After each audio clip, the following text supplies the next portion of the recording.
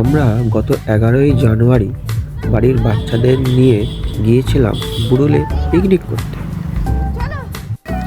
বুড়ুলে picnic করতে এসে সোনামা নদীর ধারে স্নান করতে নেমেছে।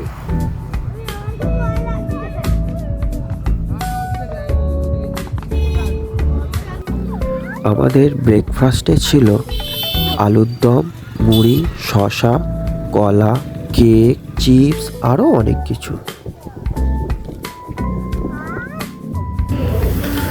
গঙ্গা নদীর প্রাকৃতিক সৌন্দর্য ছিল খুবই সুন্দর, খুবই মনোরম। শুধুমাত্র নদীর ধারে বসেই অনেকটা সময় অতিবাহিত করা যায়।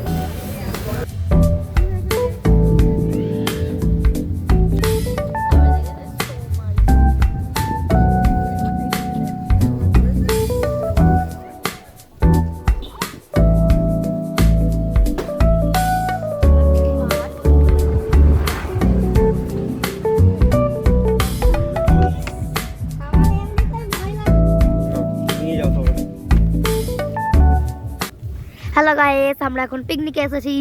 ওইদিকে আমরা সবাই আছি। এই দেখো, আন্না বিবিকে দেখাও, বদ দিদিকে দেখাও। আবার মায়ের কাছে যাও। ছবিটা তোলো, মুখের দিকে দেখতে ভালো বলো, এইদিকে ফোকাস করো। আমরা পিকনিক করছি।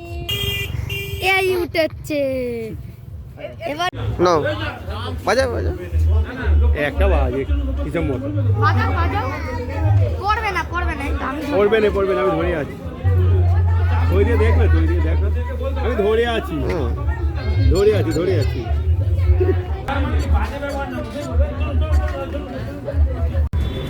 সবাই মিলে ব্রেকফাস্ট করার পর আমরা বেরিয়ে পড়েছিলাম সাইট সিনের উদ্দেশ্যে। বুড়ুল ফেরিঘাট থেকে আমরা টিকিট কেটে লঞ্চে করে গিয়েছিলাম 58 গেটে। সেই ভিডিও থাকবে এর পরের ব্লগে। লঞ্চে প্রচুর ভিড় হয়েছে। ছেড়ে দিয়েছে আবার এখানে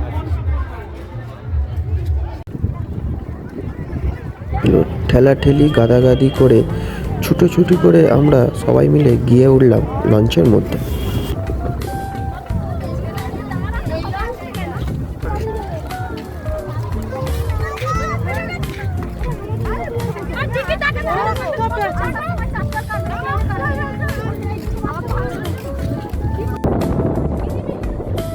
গেট থেকে বিকেলবেলা বুড়ুলে ফিরে এসে আমরা নদীর পাড়ে একটু খেলাধুলা করে তারপরে আমাদের লাঞ্চ সেরে নিয়েছিলাম। হ্যাঁ বোঝা জায়গাটা শর্ট হয়েছে। হ্যাঁ, আর কি করে জানো?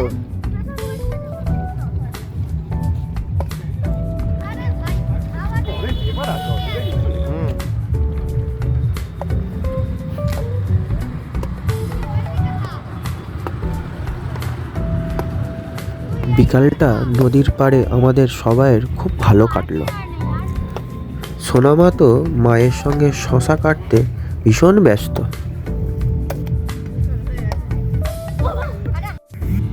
লাঞ্চে ছিল রাইস, চিলি চিকেন আর গুড়ের রসগোল্লা।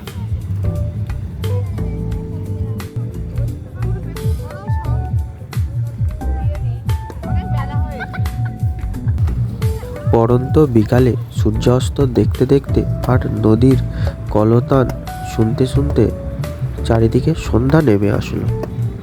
তারপর আমরা সবাই সমস্ত কিছু গুছিয়ে নিয়ে বুড়ুলকে বিদায় জানিয়ে আমরা সেখান থেকে বাড়ির পথে রওনা হলাম।